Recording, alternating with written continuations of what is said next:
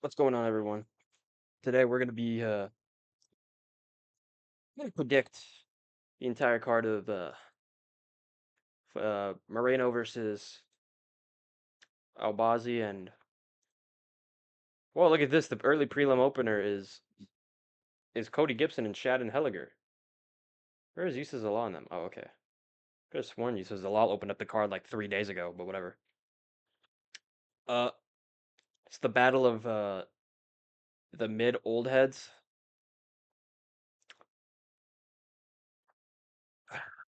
I don't know, man. I really don't know. Okay. So Chad and Helliger is not terrible, and Cody Gibson has only shown really terrible performances. I mean, what his only losses are what? Chad and Helliger's lost to Jose Johnson, the 6'1" fucking freak. Like Jesus, he's like Jose Johnson is literally like Sean Woodson. It's like, why the fuck are you so tall at this weight? That is like scary. So his only loss is to Jose Johnson, and then Alatong Haley. And Altong Haley isn't even that bad. Altong Haley is pretty good. Like really stocky, short, strong dude. I I can't be like I can't harp on that loss too much. Because it really isn't that bad of a loss to have. Oh my god, I didn't even know Alatong Haley fought Song Yidong, and he fought Kaya Sakura. Didn't know that. Kaya Sakura knocked him out. Was that in Road FC? Damn. 30 seconds. Holy fuck. But he's not that. I mean, his it's just Cody Gibson. His losses are what? Miles Johns and Brad Katona, and it's like fucking Christ, dude. Brad Katona looks pretty good against John Matsumoto, and but like, dude, when he fought Garrett Armfield, Armfield fucking beat his ass on the feet, and Cody Gibson with that reach advantage was getting worked, or it was. I mean, yeah, he was getting worked, but it's like I don't know. Is Chad and Helliger better than Cody Gibson or better than Brad Katona? I don't know. I don't really. I'm gonna go with Cody Gibson. Fuck, it's hard. But yeah, Chattanooga has good wins, like, or he has a no, he has he has like a couple he has like two oddly decent wins. Let me find them. Hold on, who are they? Yeah, Brady Highstand and Muin Gafarov. And Muin Gafarov at that time was an insanely good win. Yeah. Oh, dude, seeing that Brady Highstand he knocked out Brady Highstand, and that really makes me want to pick him now. Oh, fuck.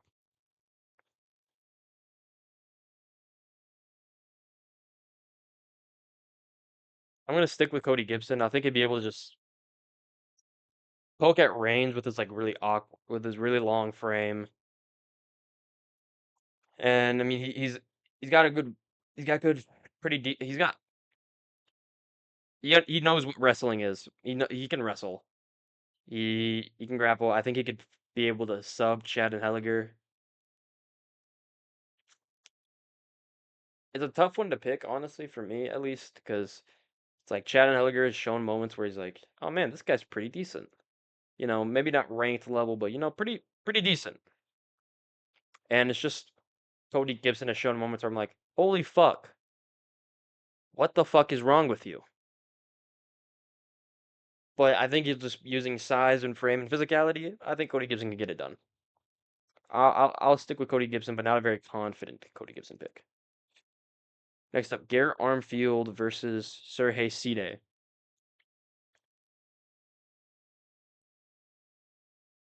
Dude, I see a lot.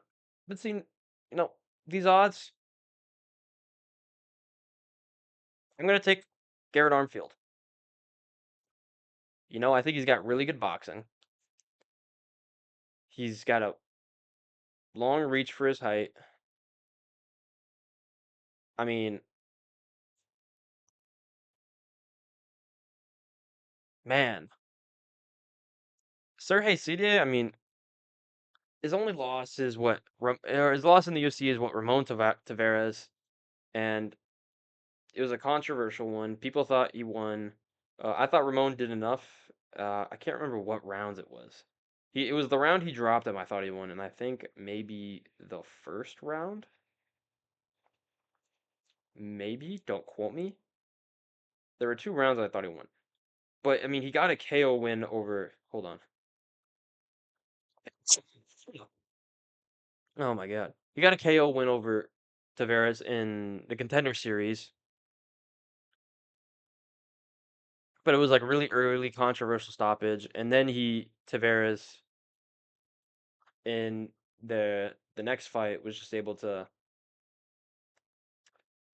do good and find range and just he was able to dude, it's just so hard to I, fucking bombaclat, bro. Fucking bombaclat. Yeah, I'm gonna go Air Armfield. Like I think the fact that Ramon Tavares was able to have success like that while being the shorter, stockier fighter, I think Garrett Armfield can find that success too. Garrett Armfield has pop in his shot. He the guy he hits hard. He will put you out. I mean, who's the only like he couldn't do it to Brad Katona, but Brad Katona actually has a really solid shin. I'll admit Brad Katona's solid, and he worked Brad Katona. You know what? He was really close to knocking out Brady Highstand.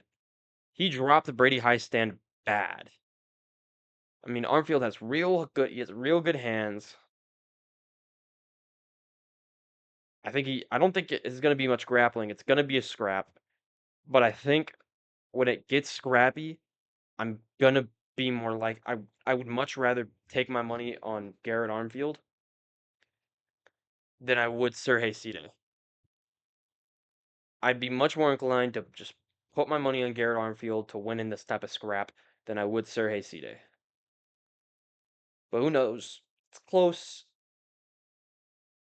I can see Side winning, but man, I just pressed the Armfield to. I think he can knock him out. I think he can knock him out. Next up, Alexander Romanov versus Rodrigo Nascimento. I'm gonna go Romanov. He has pretty good grappling, so yeah, this is gonna be a boring fight. Not much that you're gonna be able to, you know, bet on to happen. But I think Romanov just has better grappling. I think he'll probably get. I think he'll get the sub. I could say an arm. I think he'll get an arm triangle or something like that. But I'm just gonna put my bet on Romanov. They're kind of like the same archetype of fighters, but you know, upsettingly bad. But I'm gonna go with Alexander Romanov because I think he's pretty decent for a heavyweight at least. Next up, Jack Shore versus Yusuf Zalal. I'm gonna go with Yusuf Zalal. He's on a good streak. He had like that weird losing streak, but he's really upped his game since then. I mean, a couple split decisions to Sean Woodson that he could have arguably won. The Mon Blackshear fight he could have arguably won. I mean, this guy took Taporia to a close decision. Ilya Taporia to a decision, and he took a round off Taporia. Took him to a 29-28 decision. I mean,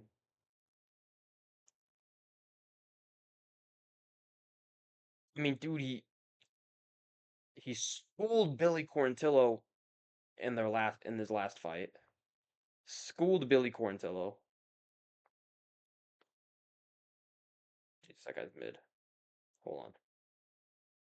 That is not terrible. How about this guy? How good is this guy? Don't know.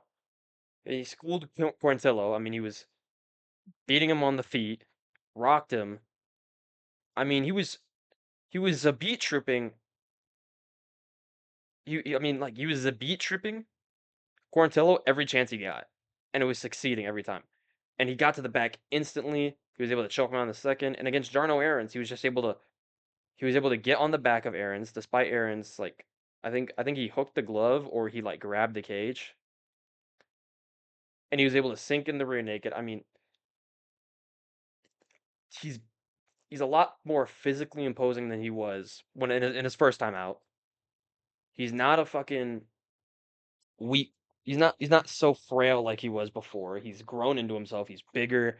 He's stronger. He's got he's more physically imposing. And Jack Shore is like he's just a bantamweight who stopped cutting weight. That's it. Unlike another fellow up here who's the opposite, and he's a Chad for it. But he's just a bantamweight who stopped cutting weight. And I don't like that. He was getting his ass whooped by Anderson Brito, who was a lot bigger and it was beating up on him. And that was mainly because Brito was just bigger and stronger. And I feel bad because Brito got robbed in his last fight, and now we have to deal with William Gomez being fucking a little pussy bitch. But Jack Shore, I mean, he looked good at bantamweight, but it's just he moved up, and now he's fighting like real decent featherweights who are just bigger, stronger. They're gonna be able to just beat up on him, and it's not gonna be good. So I'm gonna go with uses of law, just being more physically imposing. I honestly think he could get a submission. I see submission. I think he could probably get a rear naked again. Maybe a triangle. Maybe he gets too overzealous, he falls on bottom, and he gets a triangle. I don't see uses of law tapping. I mean, Ilya Taporia had him in some nasty submission attempts. Like real tight Darce chokes, some real tight anacondas, couple of guillotines, and Yusuf Zalal was just able to find a way out of all of them. So I don't think Jack Shore is a better submission specialist or submission artist than Ilya Taporia. So I'm gonna go with Yusuf Zalal. I think he'll be able to stay safe. He'll probably be able to pick him apart on the feet.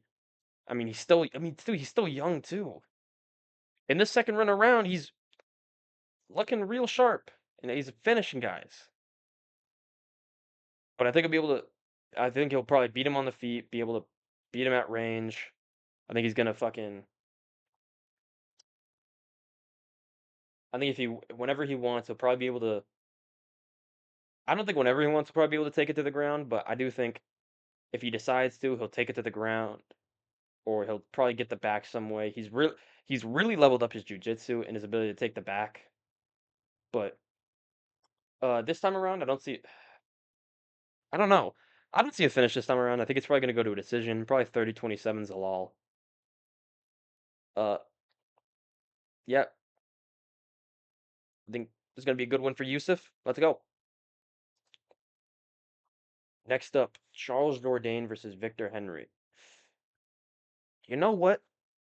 Under normal circumstances, I would say moving down a weight class, what, 5 months after getting knocked out for the first time? Probably one of the worst ideas. However, I saw it was Victor Henry, and I was like, okay, we're good. Because Victor Henry has very little pop. He doesn't have a lot of power.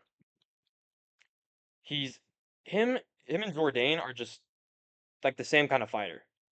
Very output based. I mean, Victor Henry does have some really solid wins. We're not valuing a couple of these, but Howdy Barcelos is a really good win.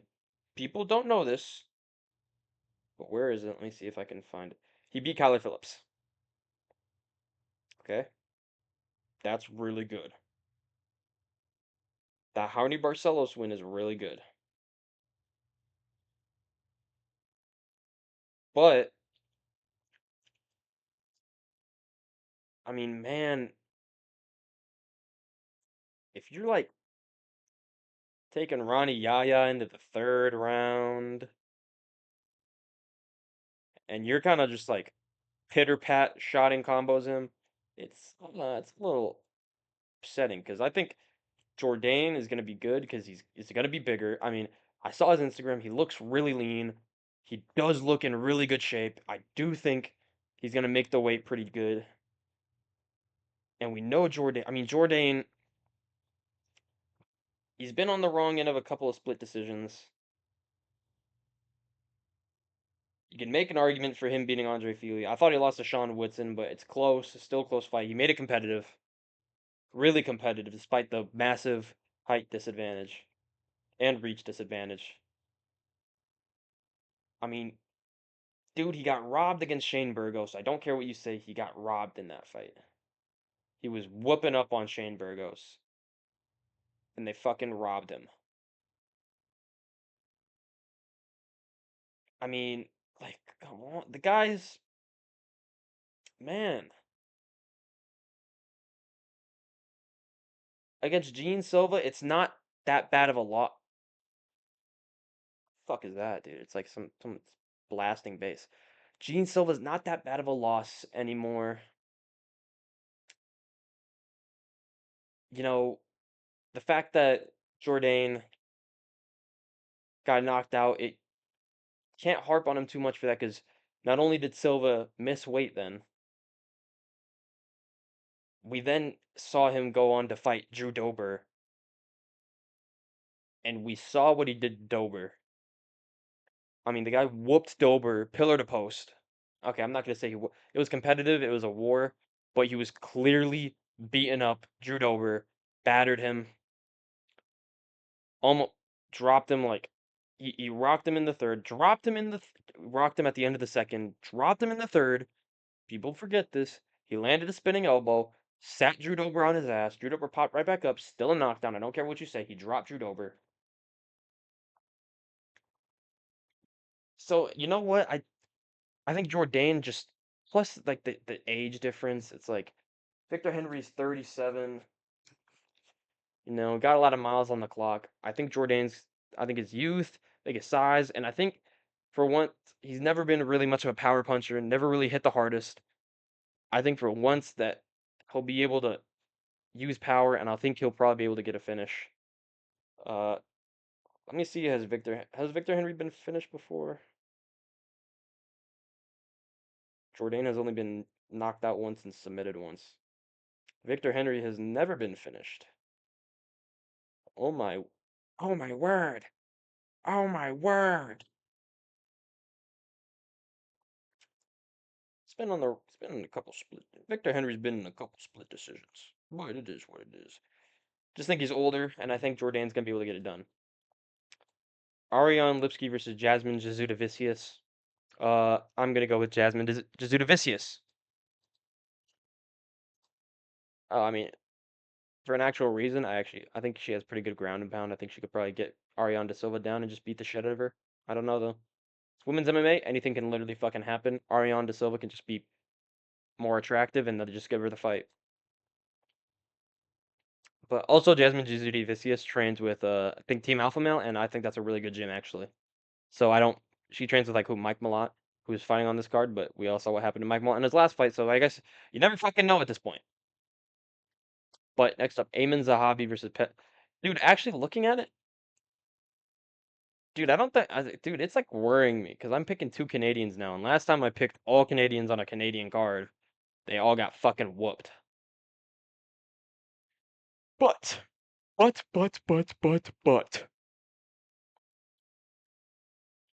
Ayman Zahabi versus Pedro Munoz. I'm gonna go with Pedro. Not no, no. I'm going with Ayman Zahabi. I think Zahabi. Zahabi's low-key underrated. I mean, he beat Javid Basharat. That's really fucking good. And in case you were thinking, oh well, Javid was probably overrated anyways. What? Can I see the odds? Does it give me the odds? Oh, perfect. It does give me the odds. Yeah. Eamon Zahabi was a plus 600 favorite going into that fight. Eamon Zahabi was a plus 600 favorite going into that fight against Javid Basharat. And he beat him in a sound 29-28 unanimous decision. That's really impressive. I mean, he has a win over Ricky Tercios, who, you know what? Tercios in and of itself, not that impressive. However, Tercios does have some pretty decent wins. And Tercios is what? I mean, Tercios was coming off back-to-back wins. He was like 12-2 at the time. So, I don't mind it. Uh, damn, he beat Steve Garcia. That's fucking weird to say. So, I don't mind it. However, it's just, what am I going on about, dude? I'm going on about nothing. I'm blabbering on about, like, fuck all. Hold on. I don't like how Pedro Munoz looked against Kyler Phillips. Well, actually, I don't mind it because here's the thing. Kyler Phillips has popped for EPO before, and I think this time around, or he's popped. I think he's popped for just steroids alone. I don't think it was EPO. I think it was. Uh, I don't know what it was. I know he popped though, and he probably could have just been on the sauce against Pedro Munoz because Pedro he did shoot for a couple of takedowns, if I'm correct.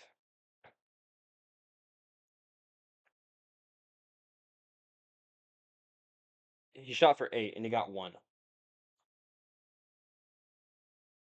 So looking back on it, Kyler Phillips was probably just lost in the sauce, completely roided to the gills. So I don't blame Pedro Munoz for that. But I mean, you see him in fights like the Marlon Vera fight. Honestly, I thought he was doing really well. Frankly, you could make an argument for Pedro Munoz winning that fight. Who the fuck is outside honking their horn like a fucking loser? It is 9:30, dude. What the fuck are you doing? Just honk. You are such. This guy is such a fucking pussy. You are the worst type of person. You are the worst type of person for just sitting out there and honking your horn. Just get out and like yell at the person that you're here.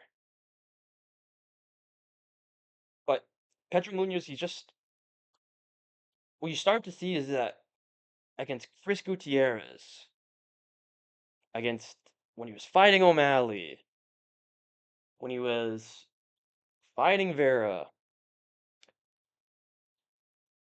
he's just barely doing enough to not even win the rounds. He's just barely doing enough to make the fight competitive. He's never putting a stamp on any of these rounds. And I think against Amin Zahab, I think this is probably going to be sadly the last fight. I would honestly like if Pedro Munoz won, but it's probably not. It's probably going to be his last fight. Probably going to cut him after this. If he loses, if he wins, then they're probably going to keep him around, feed him to like someone someone else. I don't know, but he just doesn't output. He has output, but he doesn't do anything to put a stamp on the rounds. Eamon Zahabi, he's able to land good, clean shots that sound and have an impact that get the judge's attention. I mean, he look at that last name. What coach shares that last name? Faraz Zahabi, legendary coach, great coach. These guys will. Everyone in these gyms always have great footwork. They're always really good game plans. Just everyone in these gyms just do really well. Anyone who fights out of these gyms do really well. They have good fucking. They have good technique. They're sharp, great footwork, great game plans. They can mix it together really well. It's just hard to bet. It's just hard to pick Pedro Munoz in this matchup. For a while, I originally was, but I think I'm gonna go with Eamon Zahavi. Next up, Mike Malott versus Trevin Giles. I'm gonna go with Mike Malott because we've seen Trevin Giles just been getting chinned time and time again, and you know what? I think Mike Malott's gonna be able to chin him. I think he's gonna be able to throw something a bit wild, and I think he's gonna chin. I think he's gonna chin Giles. I think they're gonna get an exchange. I think Giles is probably gonna be. The thing about Trevin Giles is just so often he'll just be in a fight where he's just winning. Outright, he's just winning. Against Prates, he was straight up just winning. I know for a good portion of the round against Michael Morales, he hurt him really early and he was just winning the fight. Or he was at least winning that round.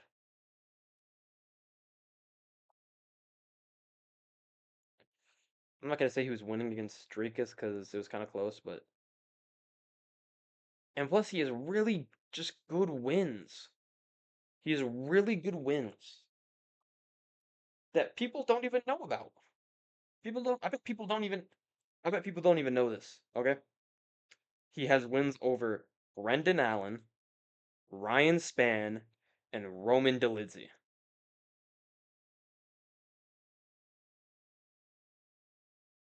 But the thing is, it's just so often now. I mean, dude, he gets finished in all of his fights. He's either getting submitted or he's getting knocked out. And when he gets knocked out, it's fucking brutal. Prates flatlined him. Drikas flatlined him. Morales really on the brink of flatlining him.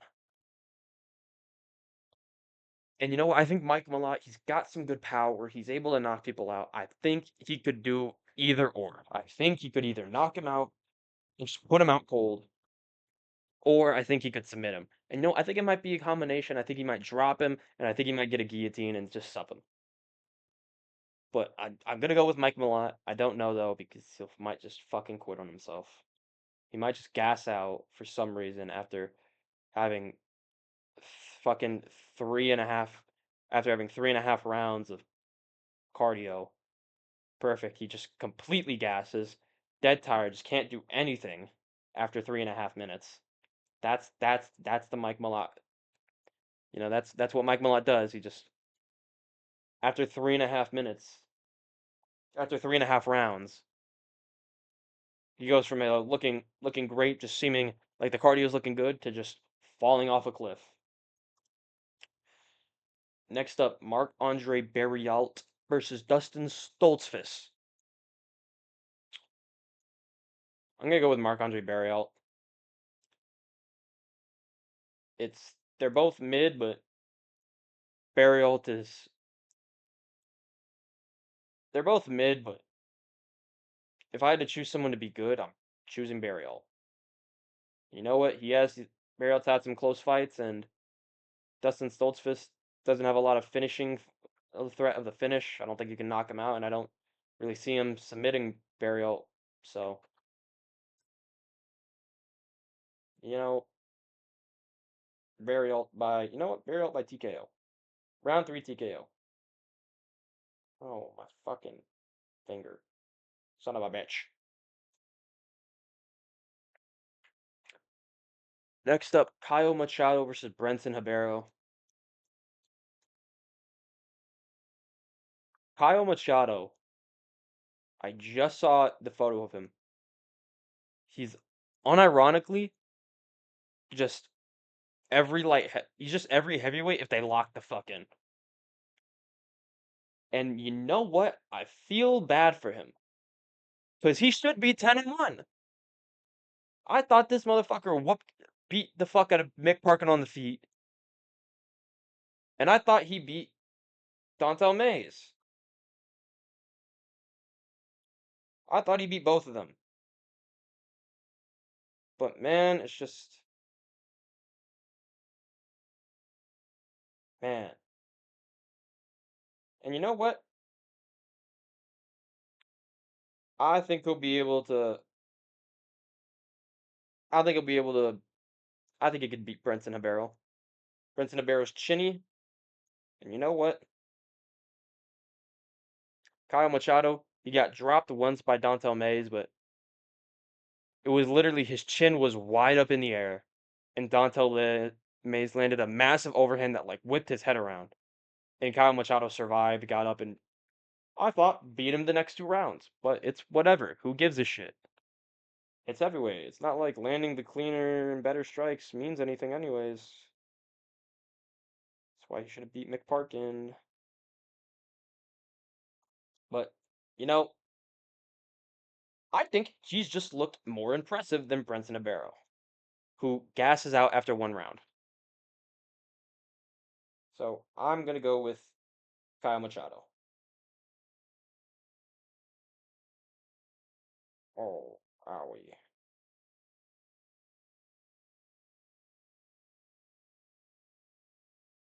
Hold on. There's like a. Okay.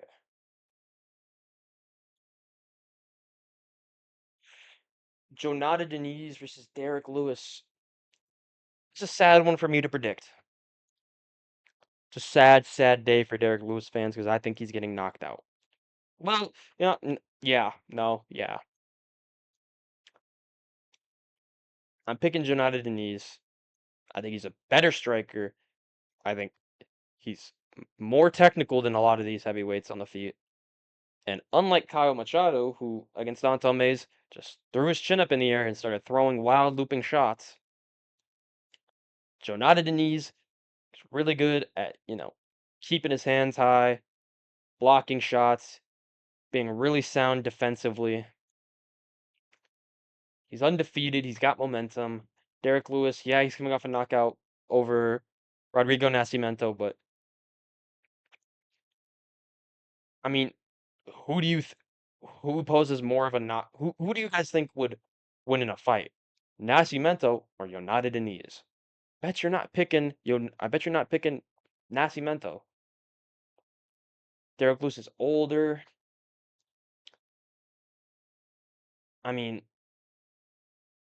we've seen him start to, really try to care more about his physical shape, but now I think it's just too little too late for that. I mean, he's 40 now, and he's facing someone who's actually got pretty decent athleticism, who can really put it all together. He's got good low kicks. He's got a mean, he's got a mean left hand. And, I like United Knees. I think he did really well against Carl Williams. I mean, in the third round, yeah, he got taken down, but he stuffed the attempts in the first and second. I think there were attempts in the first and second. I know. Hold on. Hold on.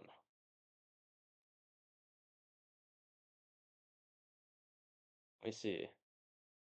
I mean, he was able to stuff takedowns of Carl Williams, and the only time Williams got a takedown where he was able to do anything with it was like the last, what, 2.5 minutes or 3 minutes? I think it was the last like 2.5, 3 minutes. But every other takedown, but the only other takedown he got, United Knees got back up, and he was able to stuff all the other takedowns. I like how United Knees has been looking. Going with United Knees. Next up, Rose Namajunas versus Aaron Blankfield. Blank Blankarose. Blinkle Garfunkel. I'm going with Rose Namajunas. Aaron Blanchfield. I don't trust her to get the fight to the ground anymore.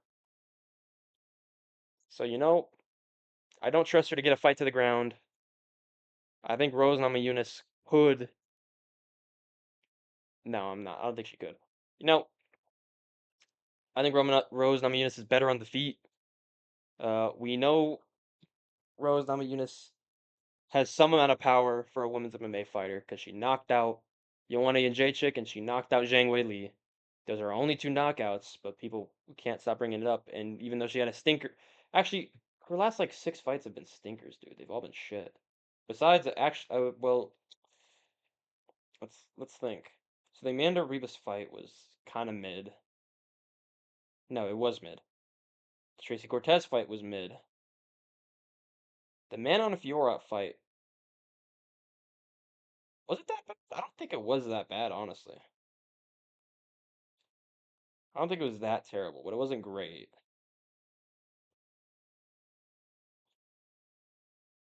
It's just I think she's better on the feet. I think she'll actually be able to defend takedowns pretty well against Blanchfield because Blanchfield needs to. She just can't, dude. It's just so wild how she just couldn't get a single takedown against Fiora. So I don't know. I don't like her stand up at all, and I think Rose Namajunas actually has pretty decent stand up. Like Rose Namajunas' striking is actually really good. I think she's got good footwork. She cuts angles really well. She has really good setups for some of her strikes. I'm gonna go with Rose Namajunas. I just trust her more. Trust her overall game and well-roundedness, and frankly, championship experience against honestly high caliber fighters. I trust more. Like, what is it? Let's was it there? No, hold on. Like fights against Jesus.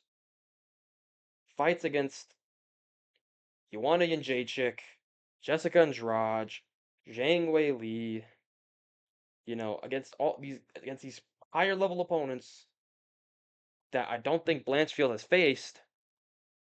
Well, besides Fiora, and we know what happened. I just trust what Rose Namajunas has to offer. I just I think her championship experience against genuinely high level competition in women's MMA against like genuinely respectable opponents. I think it I think it's going to be a big factor, along with the fact that I think she's just overall better. So, going with Rose Namajunas. Probably a boring decision, but 30-27, but hey, brother, it is what it is. Brother, it is what it is. Uh, I think Blanchard's going to do better than Tracy Cortez, but I think she's going to be less worried about her fucking makeup in the mid fight. Like, dude, you have a fake eyelash. Sorry, that pissed me off. Next up, great main event in Brandon Moreno and Amir Albazi. I think I'm going to go with Brandon Moreno. I'm going to go with Brandon Moreno. Uh, I like his striking.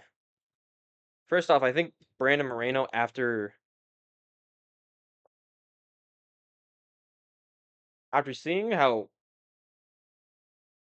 Brandon Royval did against Tatsuro Taira on the feet, it shocked me because I thought Tatsuro Taira made real improvements on the feet, and he just showed him that he apparently just fucking didn't.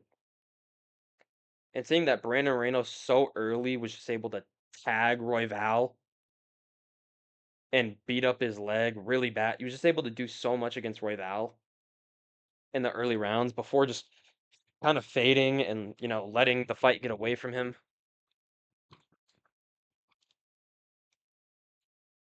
I think he's got real high level striking. Albazi was getting beat up on the feet by Kai Kara France, and Moreno TKO'd Kai Kara France with a body shot.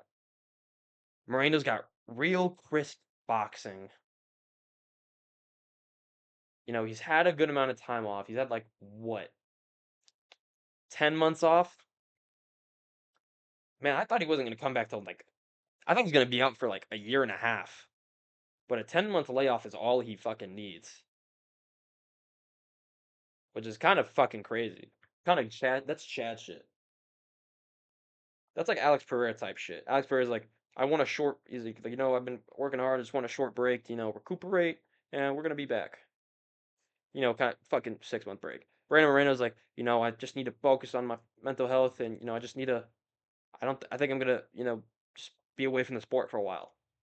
10 month layoff. Like, dude, that's chat shit. That's badass. Jeff Neal takes a year-long layoff every fucking fight. No, I'm playing. But Albazi isn't like bad as a fighter. I mean, apparently going into the Kaikar France fight, he needed heart surgery, and the guy was quote unquote one punch away from being paralyzed. What the fuck? At that point, he can't really harp on you for can't really be mad at you for well, I'm mad at you for holding Kaikar France against the cage for and getting a robbery, but I can't be too upset. One can only be too upset. It's like, dude, if it's just like, damn. But I digress. I just like Brandon Moreno's striking. I think Albazi's probably going to be able to take him down. Well, no, you know what? No. Actually, okay. I think Albazi will be able to take him down, but Brandon Moreno's got crazy good ability to scramble. He's got, he's got nasty jujitsu off bottom. He's got good sweeps. On the feet, he's got crisp boxing. I think with this much recovery time, because the guy's been like in like 3 different times, and like there have been like 4 different fights where I've heard like, oh, Brandon Moreno broke his arm in the fight. Brandon Moreno fractured his orbital. Brandon Moreno got this fucking super serious injury.